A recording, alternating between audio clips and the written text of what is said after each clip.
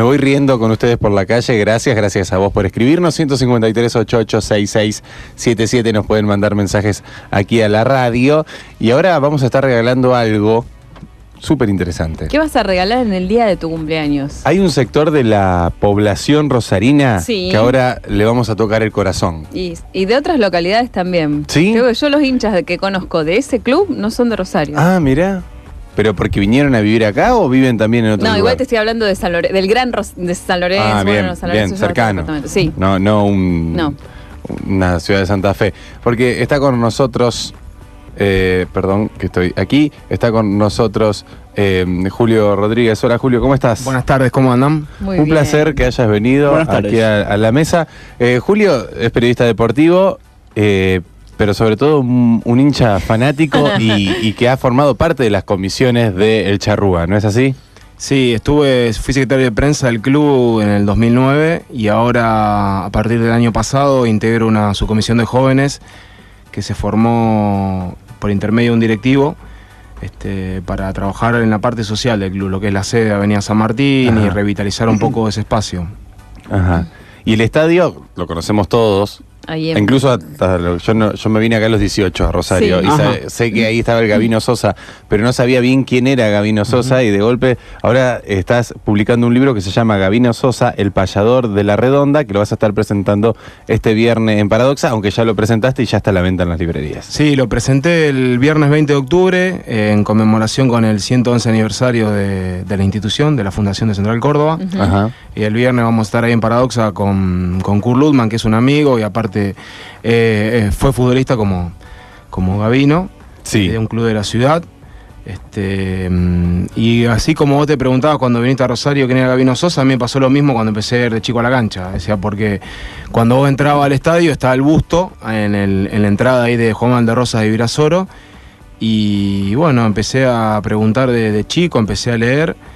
Y ya de grande comenzó una investigación que todavía sigue, porque uno nunca deja de investigar los orígenes o la historia del club. Y en este caso, en esta primera etapa, en este primer corte que hago de la investigación, me encuentro con la figura de él. Es una figura muy importante para el fútbol de la ciudad, ya que recordemos que el día de su nacimiento, que es el 4 de octubre, a partir del 2008, por una ordenanza del Consejo Municipal, la ciudad celebra, festeja, conmemora, el Día del Futbolista Rosarino. Mirá. O sea que fíjate que es importante, si bien es una fecha que por ahí pasa desapercibido para los clubes, para las organizaciones, por una ordenanza del municipio se festeja ese día. Sí. Decía que el libro tomabas como excusa por ahí los 100 años de que él comenzó, de que Gabino Sosa comenzó a jugar al fútbol. Empezó a jugar en el 1916. Sí.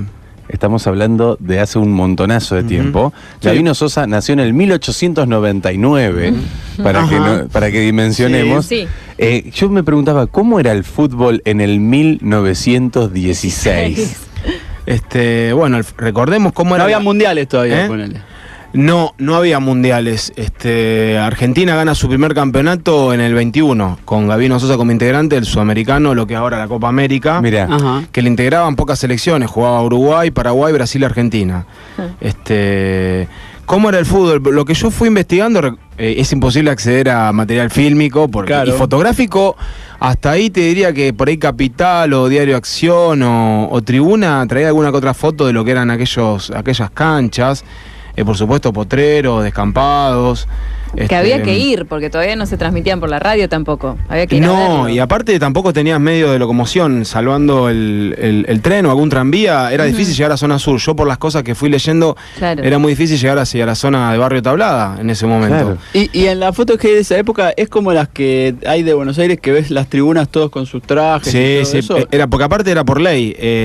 ¿Trajes? Sí, claro, había que ir trajeado a la cancha. En el 34, cuando Central Córdoba gana el trofeo de Carvarela, que es su única Copa Nacional que tiene, en el viejo estadio de River en Recoleta, hay un montón de imágenes de ese partido y todo el mundo está trajeado en pleno febrero, un día que hizo 35, 36 grados de temperatura en Buenos Aires. Y en un libro que se llama Héroes de Tiento, que trata el fútbol de esa época, del amateurismo y el profesionalismo, era una ley que todo el público asistente al estadio tenía que ir trajeado. Mirá, así no te puedo creer. Mirá vos. Tenían código de vestimenta las canchas de fútbol. Sí. Y Gabino Sosa le pasa que él en todo su desarrollo profesional del fútbol juega desde el 1916 a 1938 y en el medio el fútbol sale del amateurismo para ser profesional. Sí, él en el 16 llega al club. Recordemos que en ese momento Central Córdoba tiene 10 años de vida porque fue fundado en 1906. El club como que recién se está organizando, juega su tercera temporada en lo que es la primera de la Rosarina, estamos hablando. Liga regional. Liga Rosarina, tanto Central y NU también jugaban acá en la liga, en lo que es la Liga Rosarina. ¿Qué clubes había en esa liga? En esa liga estaba Gimnasia Esgrima, que se llamaba en ese momento Argentino, el GER, el actual Club Gimnasia Esgrima, que queda ahí en el Parque Independencia, que tenía su estadio también ahí, Provincial, que tenía su estadio donde están las canchas de rugby ahora, ahí cerca del hipódromo. Newell's, Rosario Central, estaba Esparta, Córdoba y Rosario, que era Central Córdoba, y Argentino Rosario, que era Embarcadero, que había nacido en Refinería. Mira. Y ese era el torneo que se hacía acá, el regional de Rosario. El torneo de la Liga Rosarina, que incluso los clubes también jugaban copas nacionales contra... Estamos hablando de la etapa amateur, vuelvo a repetir. Jugaban copas nacionales contra Racing, Independiente, River. Y recordemos que hace poco, por intermedio de historiadores del fútbol argentino, de Buenos Aires y también acá de Rosario, la AFA dio como oficiales esos campeonatos del amateurismo. O sea, Central ha ganado la Copa Competencia, creo, en el 16, y Newell's también ganó un torneo en el Ibarguren, creo, en el 21, no quiero fallar los años. Y en ese momento, por ahí, la historia oficial del fútbol tomaba en cuenta el 31 en adelante.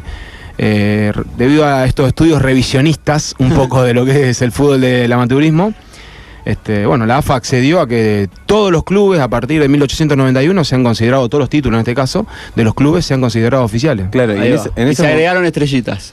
Sí, hay algunos por ahí no lo toman como oficiales. Hay mucha descalificación hacia lo que era el fútbol amateur, pero bueno, recordemos que cuando los clubes celebran su aniversario, celebran la fecha de fundación. Claro. Y Central Córdoba, por ejemplo, se fundó en 1906 y en el 16 jugaba al fútbol. Es imposible negar esa historia. Claro. Sí. El formato tenía que ver con un torneo regional y después por ahí algunas copas nacionales y algunas internacionales en esa época. En esa época más nacionales jugaban contra los equipos uruguayos, jugaban contra Peñarol, Nacional, Defensor Sporting y contra los equipos porteños. Y recordemos que también en esa época la ciudad de Rosario, la Liga Rosarina, tenía un combinado. O sea que en el año 1905 había recibido a Nottingham Forest. ¿Había como un seleccionado rosarino? Sí, un seleccionado de la liga, que incluso en el libro yo lo cuento porque son datos importantes que aparte no están tenidos en cuenta. Acá, por ejemplo, el Español de Barcelona vino el año 26 y perdió 3-0 con el seleccionado rosarino. Mirá qué y después en el 28 vino el Barcelona, el Fútbol Club Barcelona, y perdió 4-0 contra Rosario. Ambos partidos se jugaron en el estadio de Newell's. Creo que en el 29 viene el Chelsea, pierde también 2-1 con el seleccionado Rosario. O sea, claro, se da una época también de partidos contra, incluso con los combinados uruguayos jugaban uno ida y vuelta, Rosario Uruguay, después venía Rosario a jugar acá a nuestra ciudad, contra los porteños ahora también había 4 partidos al año. Y de esa manera muchos futbolistas de la ciudad alcanzaron a llegar al seleccionado argentino. Claro, de hecho eso es algo que se mantuvo, no sé exactamente hasta cuándo, pero hay como una historia de otro ídolo de Central Córdoba, que es el Trinche Karlovich, que en los 70 jugó un partido del seleccionado rosarino contra la selección y le pega un paseo terrible, el seleccionado rosarino, y todos te hablan del partido que jugó el Trinche Karlovich en ese momento. Claro, previo al Mundial de Alemania, que viene el seleccionado argentino a jugar un partido contra... en ese momento ya los dos clubes estaban en AFA, Newell's estaba a punto de salir campeón del Metropolitano, Central había ganado el Nacional de 73 y Central Córdoba había ascendido a la B en el campeonato de la C del 73. Y fue como rememorar aquellos partidos que se jugaban en el amateurismo. Eso se dejó de jugar una vez que tanto Rosario Central como Newell's van a los torneos de AFA a partir del 39, como que se desinfla un poco lo que es la liga y pierde ese prestigio que había acumulado en la década del 20. Mirá. Y cuando pasa al profesionalismo, ¿qué cambia? ¿Se arma una liga? ¿Se confecciona? No, lo que era la Liga Rosarina pasa a ser Asociación Rosarina de Fútbol, la que es la actual Asociación Rosarina. Claro. Igualmente, en esa época, por lo que yo estuve investigando y leí sobre Central Córdoba, era un club que tenía una impronta ferroviaria. Recordemos que había sido fundado por empleados y personal jerárquico del ferrocarril. En el estatuto, lo que era el reglamento inicial, le pedían a los jugadores que sean socios y que trabajen en el ferrocarril. O sea, ¿qué hacían los jugadores de esa época? Trabajaban en el ferrocarril, se cruzaban y jugaban en la cancha. Buenísimo. Claro. O sea, se definía todo en escasos metros. Y la barra Usando iba el riel. trajeada. Iban con traje. Por ley, sí. Por ley. Y Gabino Sosa llegó a jugar en la selección argentina. Gabino Sosa llegó a jugar en el selección argentino en el 21, que recién decía que fue el primer título de nuestro seleccionado. Ajá. A nivel de todo. Campeonato Sudamericano de 1921. Sí, el gol de Argentina lo hace Julio Lebonati, rosarino, jugador de Newell, que fue uno de los primeros del equipo de la ciudad, que fue transferido al Torino de Italia. Ajá. En esa época, en la etapa amateur. Y después Gabino sigue jugando entre el combinado rosarino y la selección argentina. Lo vuelven a convocar a la Copa América del 26, donde produce el primer récord de marcar 4 goles en un partido al seleccionado boliviano en el Sudamericano, Copa América, sí, de Chile. Recordemos lo que a lo mejor en ese momento creo que una de las primeras participaciones de Bolivia en los torneos sudamericanos, eran selecciones muy débiles, y Argentina tenía muy buen equipo. La competencia y el clásico era contra Uruguay. Mirá. Y a nivel internacional, la selección argentina ahí tenía ya competencia como ahora, digo, tenía esa rivalidad con Alemania. No, con la rivalidad principal era con Uruguay, ni siquiera con Brasil. El clásico era con Uruguay porque se jugaban partidos anuales. Mirá. Y recordemos la final en Ámsterdam, después la final del 30 en el Mundial. La final del primer Mundial es Argentina-Uruguay. Sí, y estamos hablando del Mundial del 30 con futbolistas amateurs, porque el amateurismo empezó en el 31. Claro. O sea, eso por ahí tampoco. Sí. Claro, el profesionalismo empezó en el 31. Y lo que marca el punto de inflexión fue aquel Mundial del 30, que, se dicen tantas cosas de ese partido, que Gardel había visitado la concentración de los seleccionados, y que en el entretiempo Argentina ganaba, y me parece que hubo una apretada grande para que el campeón sea el local.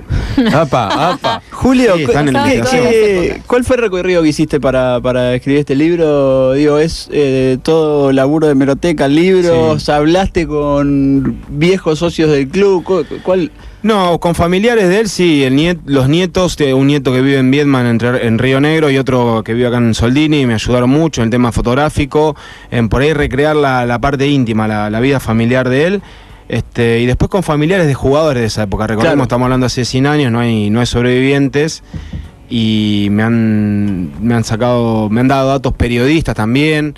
El libro está dividido en la etapa del amateurismo, con su paso por Central Córdoba. También él jugó en instituto un año cuando le tocó hacer la colimba allá en la provincia de Córdoba. Es buenísimo cómo el desarrollo futbolístico estaba ligado a otros problemas. Digo, claro, tenía que laburar en lo ferroviario, sí, tenían que hacer la colimba, y en el medio jugaban al fútbol igual. Pero así fue como nació el fútbol, claro, también, ¿no? Totalmente. Digo, porque por ahí uno lo ve desde ahora y dice, pero digamos, los equipos se formaron así, o sea, surgieron los clubes de fútbol de esa manera, acompañando. Rosario tiene impronta ferroviaria, la mayoría de los clubes han tenido, o han sido fundados, o han tenido relación con el ferrocarril. Central Córdoba, Argentino.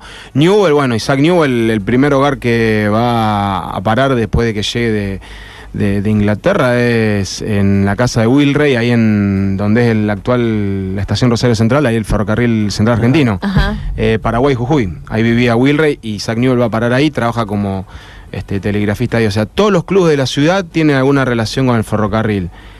Él, volviendo al trabajo, está en la parte amateur, después la parte profesional. Hay muchas anécdotas de partidos, hay un muy buen material fotográfico, también del Archivo General de la Nación, de la Escuela de Museología.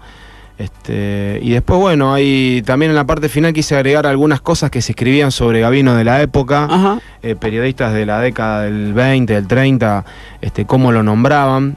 Ajá. Que eso también fue un punto de inflexión para que yo publique, porque ser reconocido en Rosario en los medios de acá era muy fácil, pero después llegar a las revistas de Buenos Aires y ver ese reconocimiento como que fue un empujón para decir, hay muchas cosas que hay que sacar a la luz, y es el primer trabajo.